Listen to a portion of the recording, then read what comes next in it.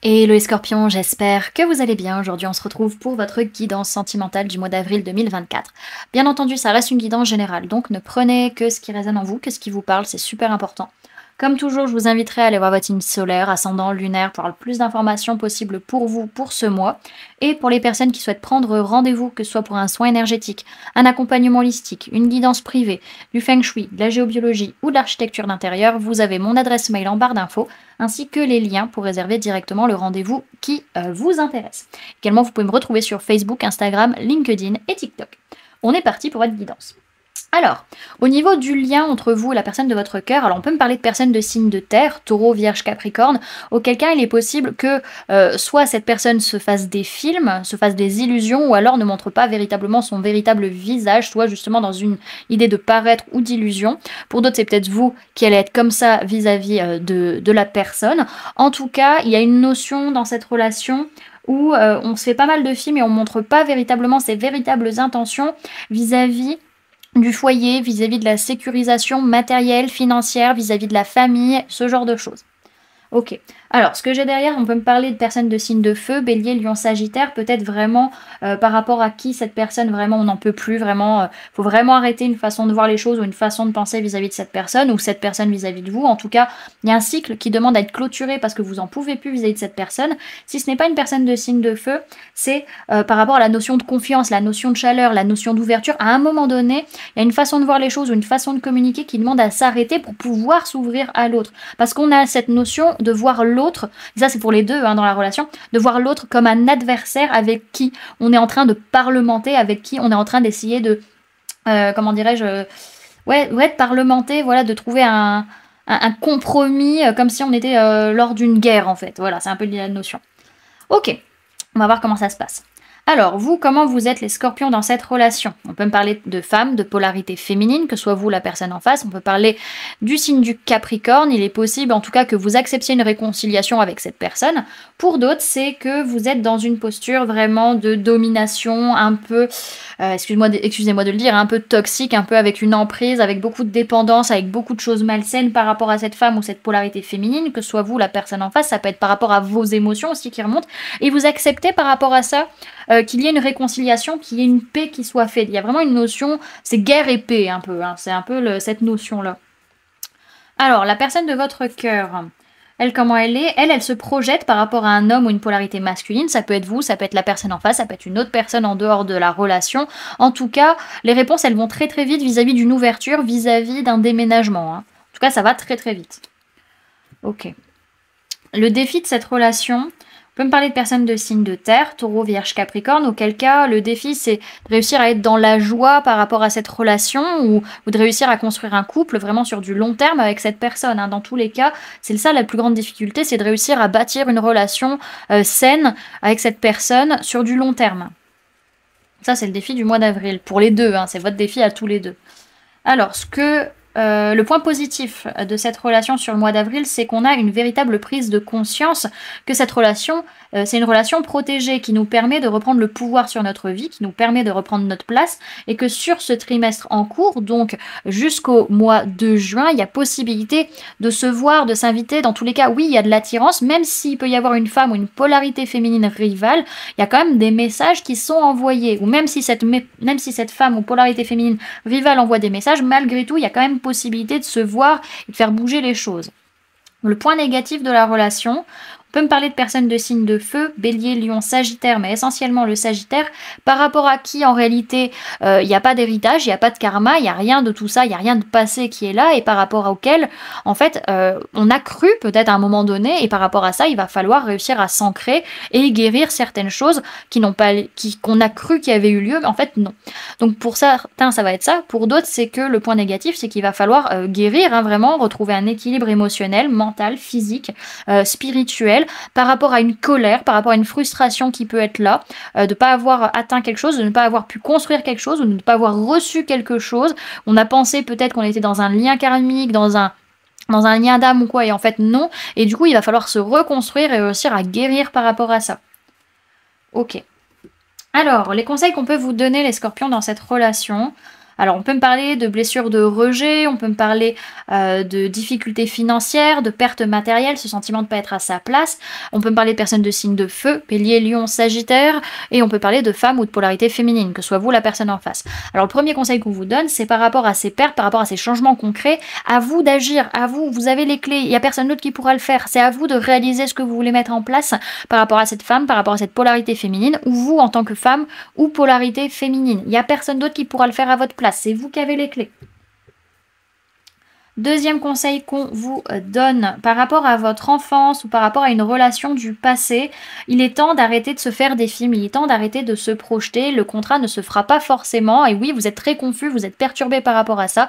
Le conseil, c'est qu'il est temps que vous alliez en parler, peut-être aller voir un spécialiste pour pouvoir vous purifier de tout ça et vous libérer.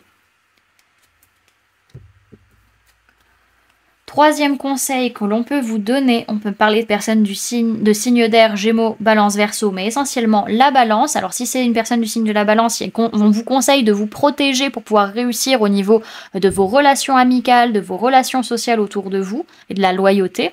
Pour d'autres, il est temps de faire preuve de justesse et d'observer les choses avec discernement, de pouvoir dire les choses sur le fait que vous avez vraiment ce besoin de vous protéger. Pourquoi vous avez ce besoin de vous protéger?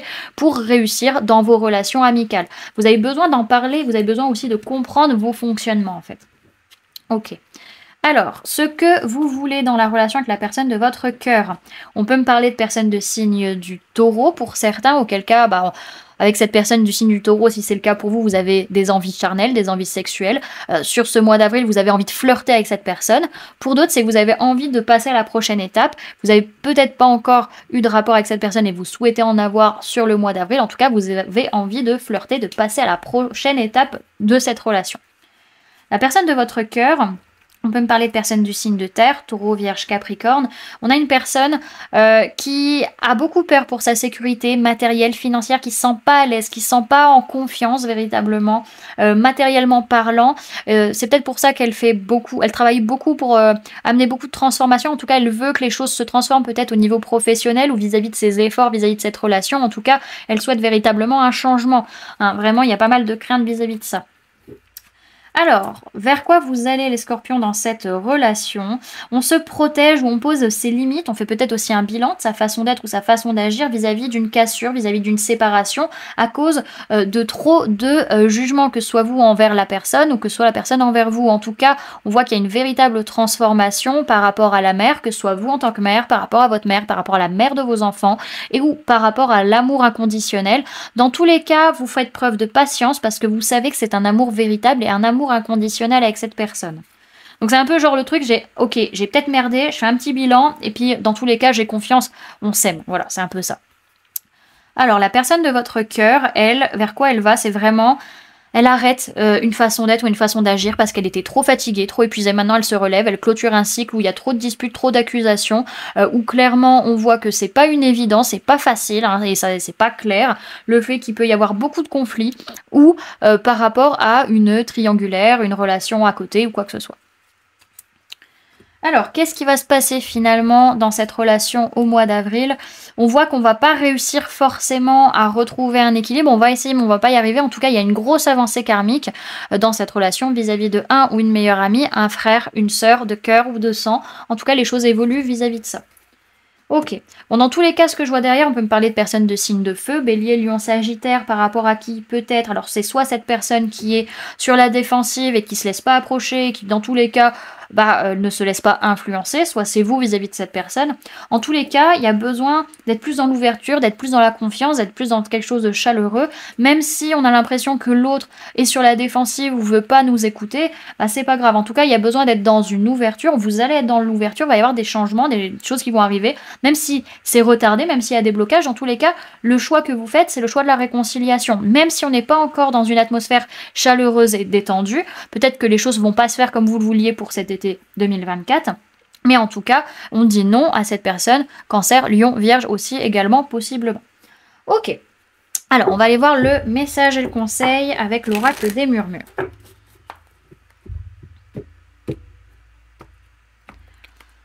Message et conseil pour les scorpions dans la relation avec la personne de leur cœur au mois d'avril 2024. Il y en a deux. Alors, derrière, ce qu'on nous dit, c'est qu'il est temps pour vous d'écouter votre corps et d'être en harmonie par rapport à vos relations. Le contact physique, c'est quelque chose qui va vous faire du bien. Il y a besoin de tendresse, en fait. Il y a besoin de tendresse, il y a besoin de contact avec l'autre, de générosité et de tendresse avec l'autre pour pouvoir retrouver votre propre harmonie aussi, hein, les amis. Alors, on vous dit en conseil et en message, c'est l'aventure et la tristesse. Donc on va aller lire ça de ce pas. Bon, déjà, il y a une notion où vous devez partir, explorer vos émotions. Hein. Il y a une notion comme ça un peu déjà d'explorer vos propres émotions, votre propre tristesse pour comprendre ce qu'elle cache derrière. Alors, on vous dit, en mouvement, vous vivez et vous vous épanouissez. Le conseil, c'est partir à la découverte de nouveaux horizons. Votre voyage commence ici. Chaque pas compte. Libérez-vous de ce qui vous ralentit et partez à la découverte de nouvelles contrées. Le voyage nourrit votre audace. Prenez ce présage comme une invitation d'expérience et de seconde chance. On parle de départ, d'expérience, de changement et de transformation. Et on vous dit ensuite, vous surmontez vos peines. Le conseil, c'est ne retenez pas vos larmes, elles sont salvatrices. Cette carte vous invite à ne pas avoir peur du chagrin. Les larmes se veulent purifiantes et régénérantes. La peine fait partie du chemin. Elle est l'expression d'un passage et d'un renouveau. Pleurer n'est pas signe de faiblesse. Rendons aux pleurs leur lettre de noblesse. Autorisez-vous à libérer le trop-plein cumulé. Pleurez sans retenue lorsque le moment est venu, de joie ou de tristesse, discrètement ou par torrent. Accueillez l'instant et retrouvez le chemin de l'allégresse. On parle de sensibilité, de souffrance et de purification. Ok. Et on va aller voir le message avec l'oracle d'Isis.